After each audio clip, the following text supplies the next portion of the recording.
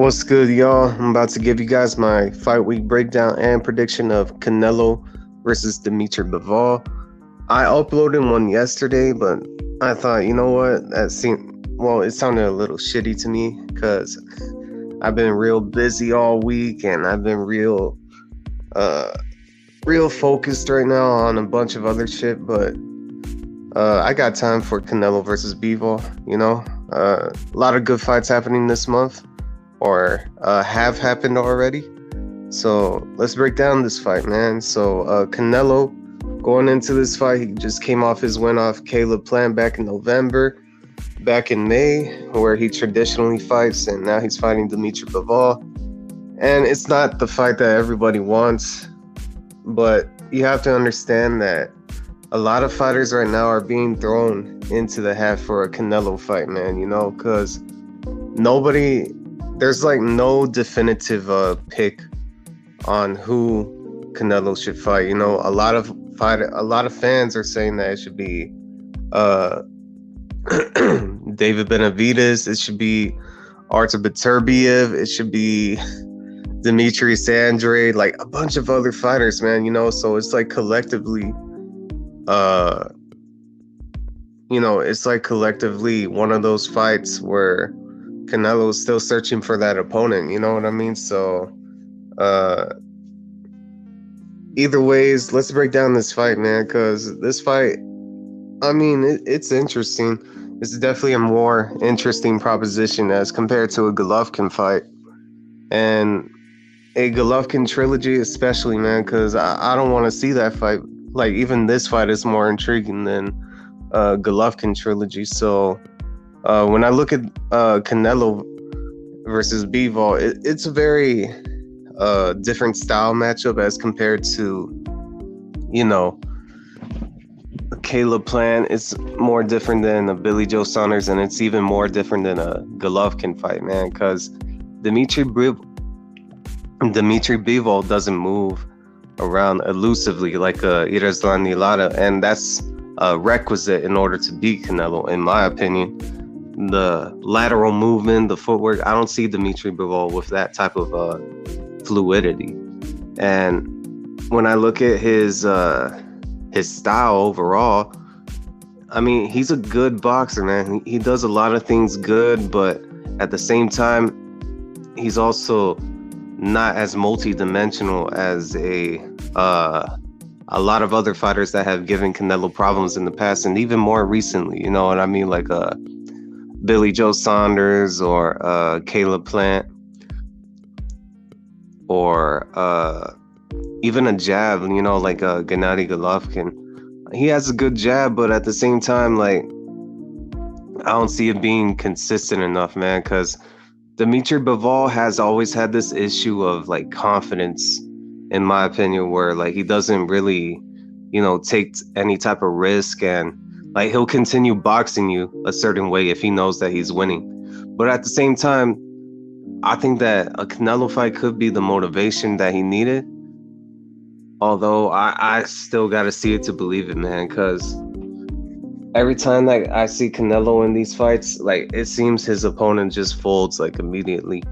Like, they just fold under the lights, and like the whole occasion gets to them, and then the fact that they just see Canelo and they automatically have to compliment him and everything. But Dmitrii Bivol, he comes like from a different country, so I would hope that he doesn't fold under the lights like that, like, since he's from the Eastern European bloc, where like it's a whole different set of values when you think about it, where they don't really like share those type of emotions like as us Americans do, or even like even some British people do, you know what I mean, or even some of us Mexicans around here either show, you know what I mean, some type of nervous energy. Some of them just come there to box, like I remember watching several fights over there, like in Eastern Europe, and a lot of the audiences aren't as like wild as like, let's say, UK fans or Mexican fans.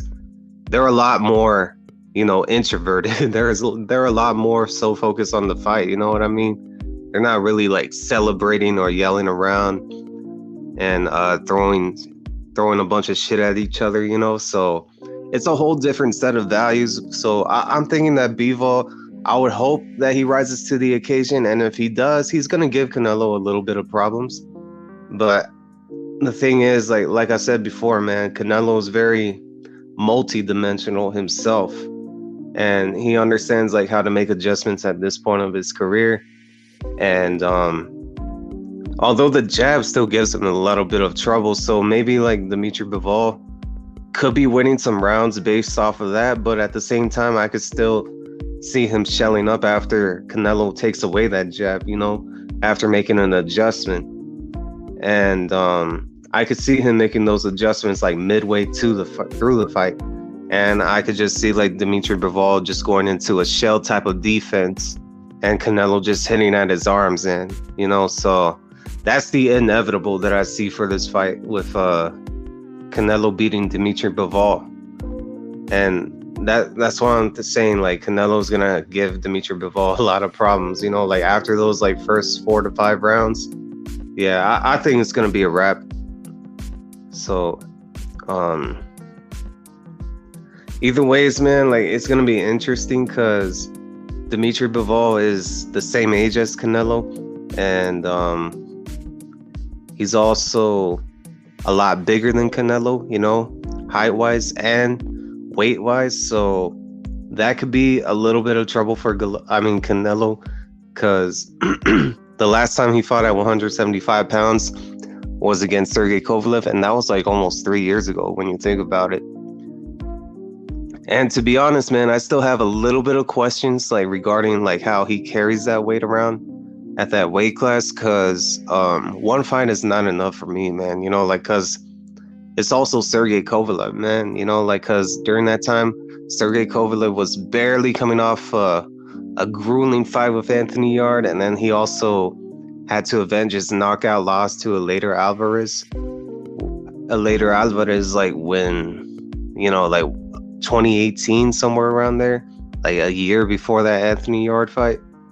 So I don't know, man. I still have a lot of questions for him about how he's able to cope with that weight class, you know. So